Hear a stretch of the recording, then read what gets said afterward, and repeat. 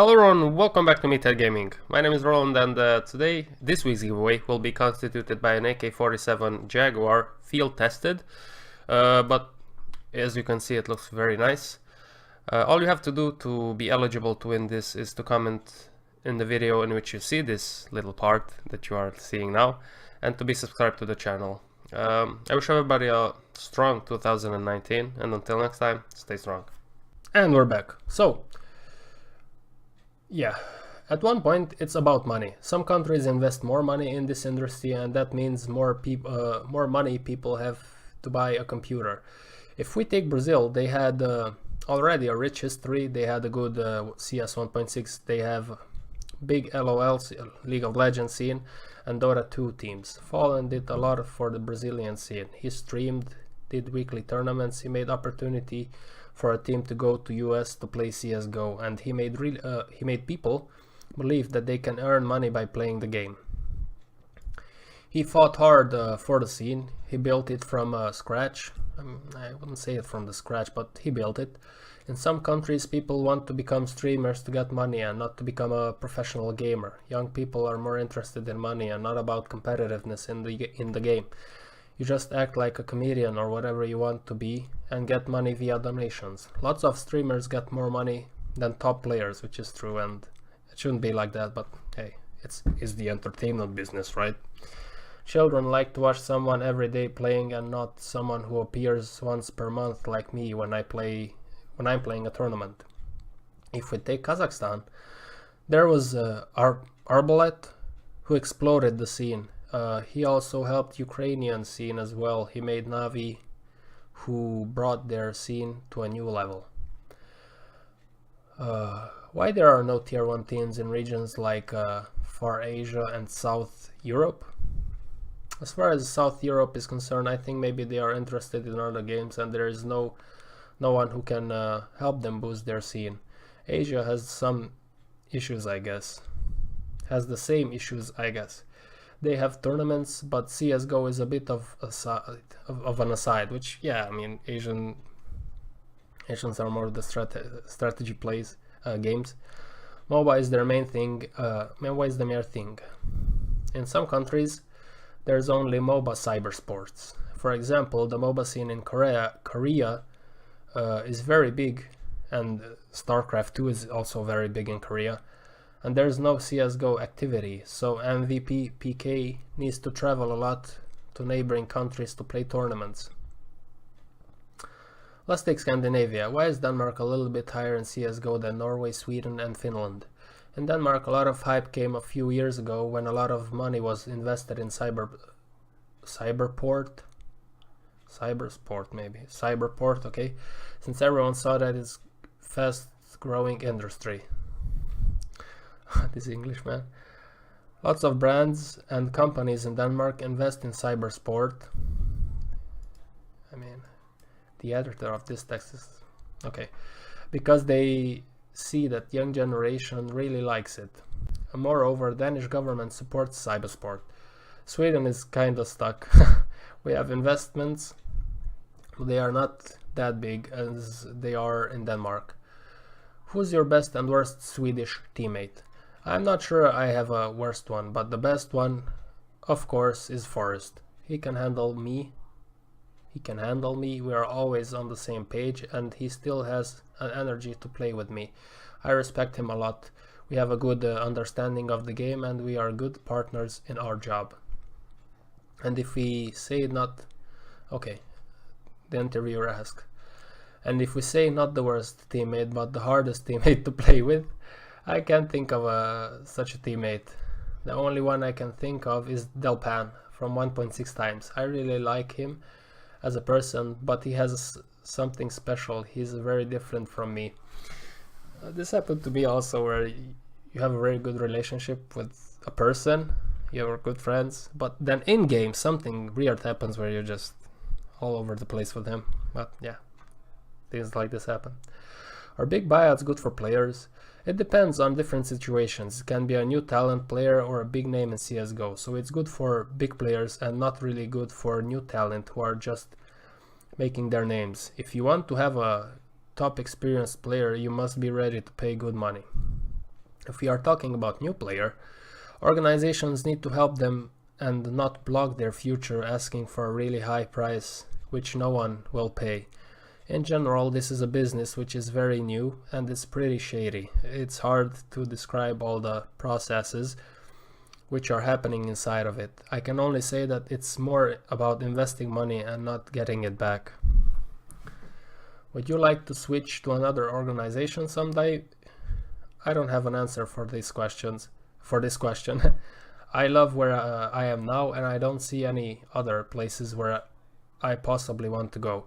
Sometimes I think about that, but I don't think it would ever happen. Have you ever had any offers from other organizations? I had a lot of them. Everyone knows about this Cloud9 case, for example, but I don't want to talk about other offers now. I will tell about it when my book is realized. I mean, when I finish my career, I will be more open and I will tell more about all the situations and all the cases in my career. For now, I'd like to be more closed, keep some information for myself so people won't discuss it and I can be focused on my gaming, which is perfectly a professional thing to do.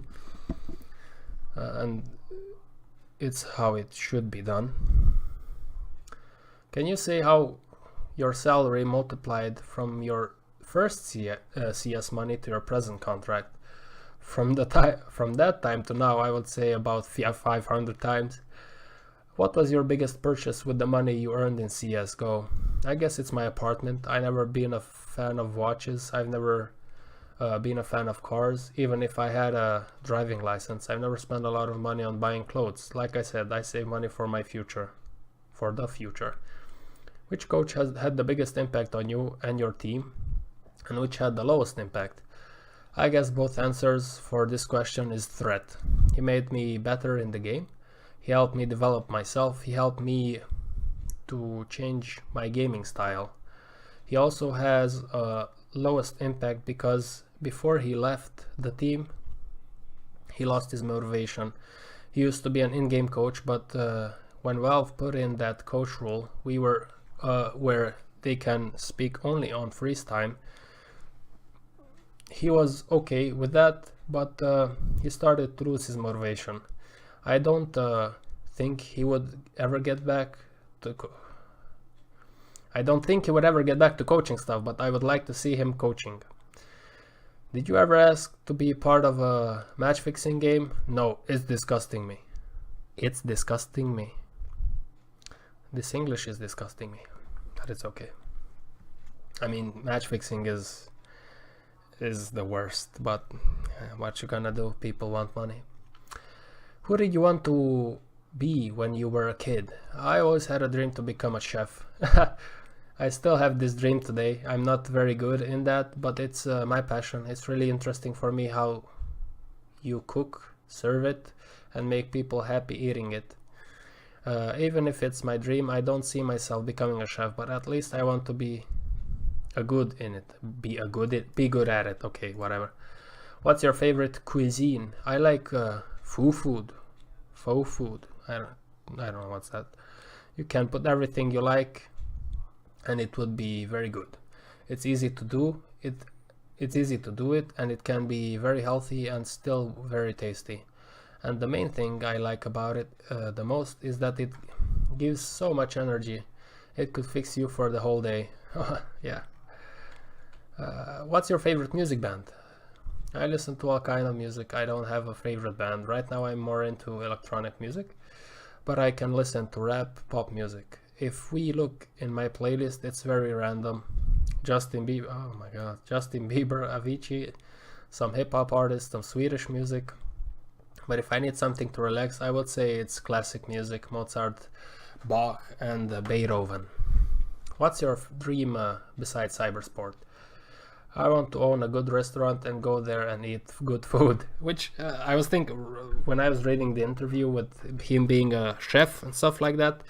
Like, he has the money, he could open a restaurant. If he likes it, he'll be good at it, because the main thing about everything you do, you have to like it to be really good at it. So that might be good for him. Did you ever go to Michelin restaurants? I don't know what that is. Yes, I've been once in Paris. I liked it very much, but it's a bit different for me. It's delicious, but it's too little of food.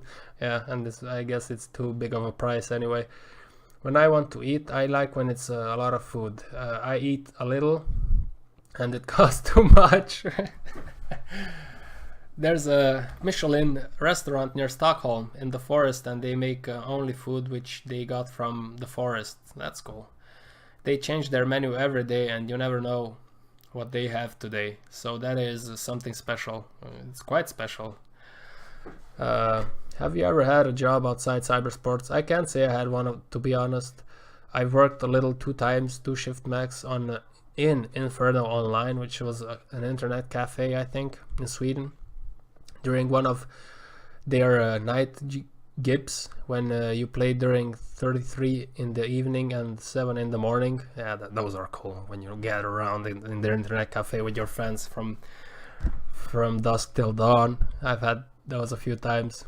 I'm not sure if I would say it's a job I had or such, but that's what I can come up with on my mind right now. Describe your family. My family is very supportive, very warm, and very loving. They support me no matter how I do. They love me like I am. And whatever I do. The same goes from me to them. I'm very disappointed that I can't see them often. I would love to see my parents and my siblings more often. I'm very busy, but also I'm lazy. That's what disappoints me as well. Did your parents let you do cybersports without any problems?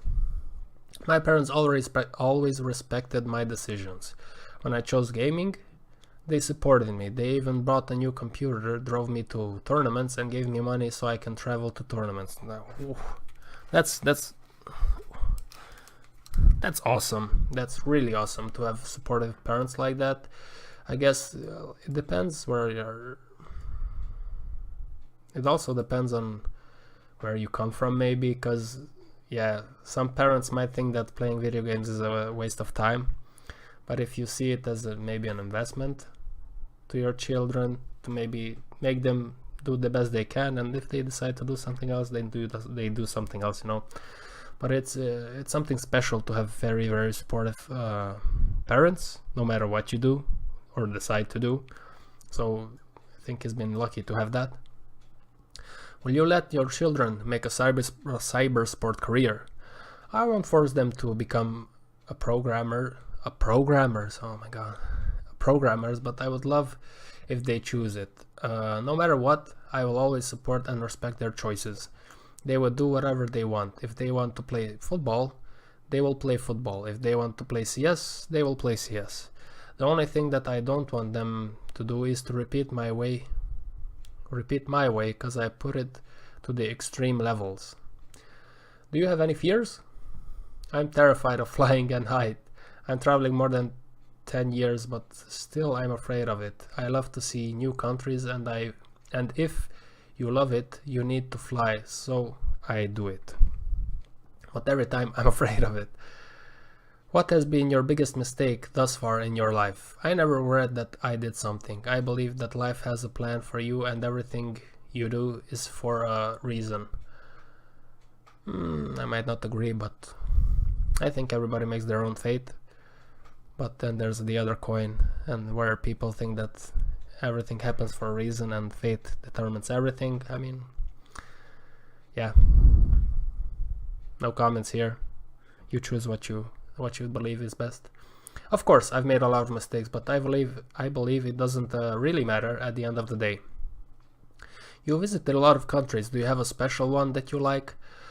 I've always enjoyed America. I like Korea and China, but the one which I'm very fond of was my vacation trip. It was Tanzania and Zanzibar. It's very good for couples. It was very beautiful. People were very nice. Food was great. Weather was good, and it totally blew my mind away. I never thought I'd go there, but I did. I've been to a lot of places, and I didn't think that America would interest me in any way.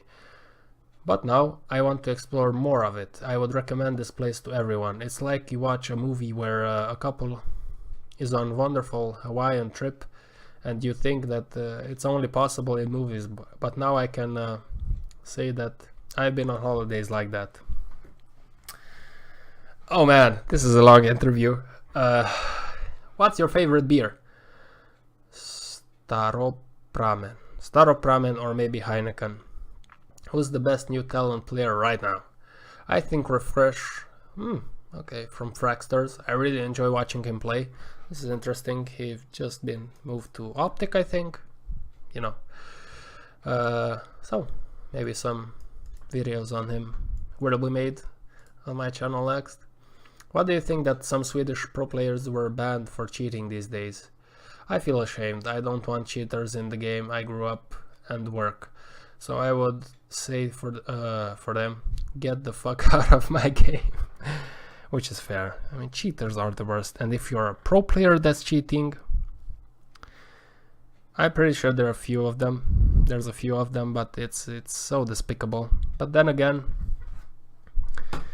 when there's a lot of money in something, there will always be people that will try to find shortcuts to be on the top, to make money, no matter what sport it is, no matter if it's taking steroids for athletic sports or anything else that you want. That's just the way things are at the top level. There's always going to be people that want to cheat their way there.